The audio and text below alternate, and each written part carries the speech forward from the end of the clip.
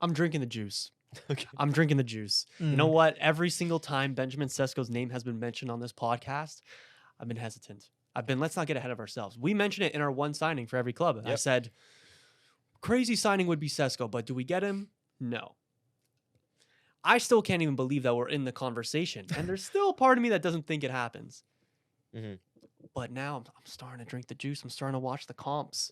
I'm starting to watch the how does Benjamin Sesko fit into this team type thing. I'm starting to look at, projected lineups. Right. I almost turned on a full Leipzig game the other day Okay. Just- Well, now that's where you draw. just to really a analyze. full preseason Leipzig game. Not preseason, no, Okay. because it Just wasn't a, included. just a random Wasn't game. included in Okay. the squad, but like one game last year where he Gotcha. played really well. Okay. I was this close to watching, but I didn't. So I want to preface this with saying I might have just embarrassed myself because by the time this episode comes out, it could literally be here we go. He's going to Newcastle. Yeah. So I'm gonna try to be a little bit. I'm gonna try to proceed with some trepidation here. I thought you guys are doing very well so far in the transfer window. Even if it's only been 2 players, it's 2 players that can improve your squad this year and in the years to come. Yeah. Sesko follows that same line. Now, is Exactly. there questions about Sesko's level? Absolutely. Yeah. And I'm personally not the most sold on him. I think for the price tag that Leipzig is asking for, It is crazy. that is a lot of money for It a player is. that isn't really proven on the European stage. His most notable moment for me, most notable big moment for me was a negative one. It's against Portugal in the Euros. A 1-on-1 against Diogo Costa I forgot about to that. send your team Yeah. to the quarterfinals in extra time, Yep. and you miss it, and then lose in pens. and then you yeah. lose in pens. It's a great point.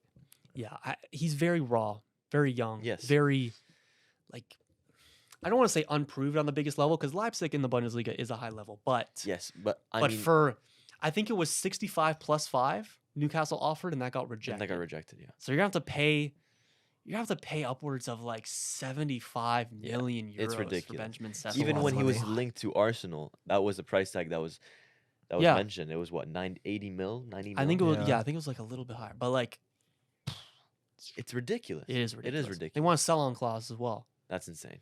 Yeah, it will be crazy. But Leipzig can demand that money because there is such competition for his signature. That is true. Yeah. There's also been like reports coming out about the his agent being a quite greedy bastard from Is what that I right? hear. Yeah, like demanding a lot in the agent fees and stuff like that. So I think that's been slowing his move down as well, and that's what hurt his chances of going to Arsenal. So If you're Yeah. Sesko's agent, what is actually the best move for him? Well, it would probably be Newcastle. That's what I'm thinking too. When I stop deluding myself and really start thinking about it and really consider he's taking his time to consider his options. I think the longer he waits, the more likely that he goes to Newcastle, I feel like. I think so too. Because logically, Newcastle's the better option for him. 100%. Like, You have an exciting project. You are in Champions League this coming season, yeah, so you're able to keep that level of Yeah. that high level. With United, it would be different. You're not in Champions you're on a League. You're on timeline, you're on a project. exactly. It's a longer project, and it's harder for the player to really get with that project to Yeah. really understand that it's gonna take time. Yeah. How long does Sesko want to wait until he's really at that top level, firing off all cylinders in the Champions League? Yep.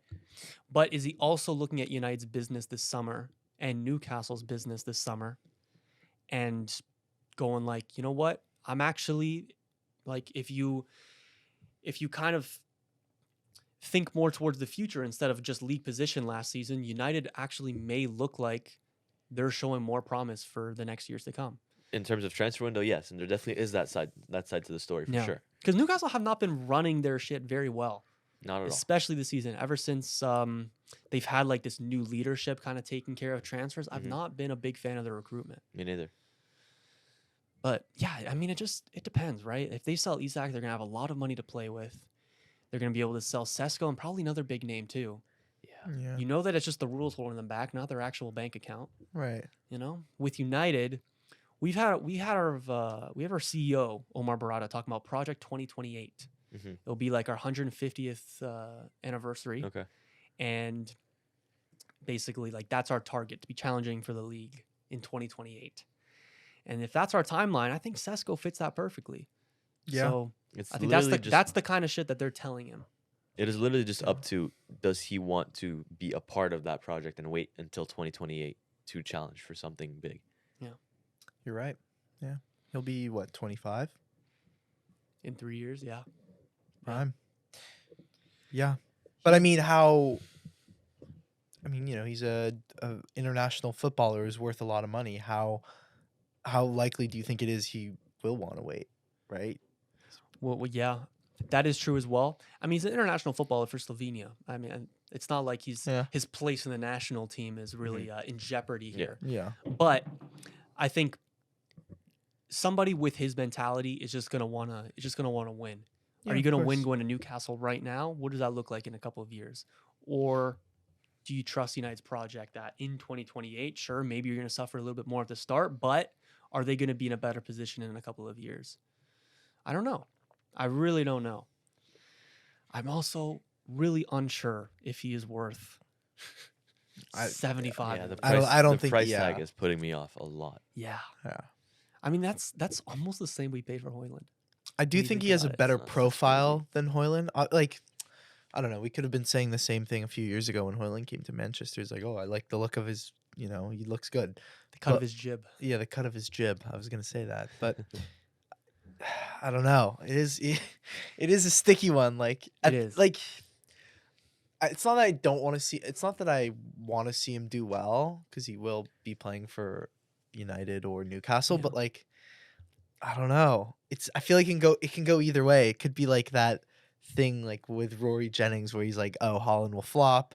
He goes on to be great, or vice versa. I really don't know. He's very raw still. Yeah, Just like Hoyland was when we bought him 2 years ago. yeah, but Hoyland went from I raw think to he's- overcooked and like that. Just Anyways, all this to say, I'm incredibly nervous. And now refreshing Fab's Twitter every single minute just to see what's going on. Yeah. At first, it really seemed like, all right, it looks like Sesko's going to pick United. I'm so happy.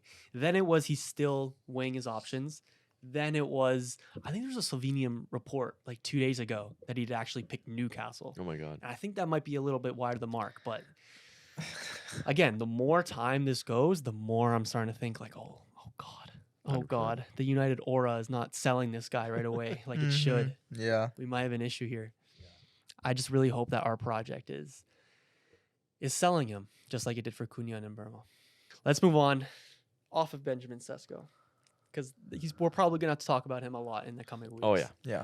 Yeah. Let's move on to another bit of United news, kind of, and that is Alejandro Garnacho and Javi Simmons being linked to Chelsea.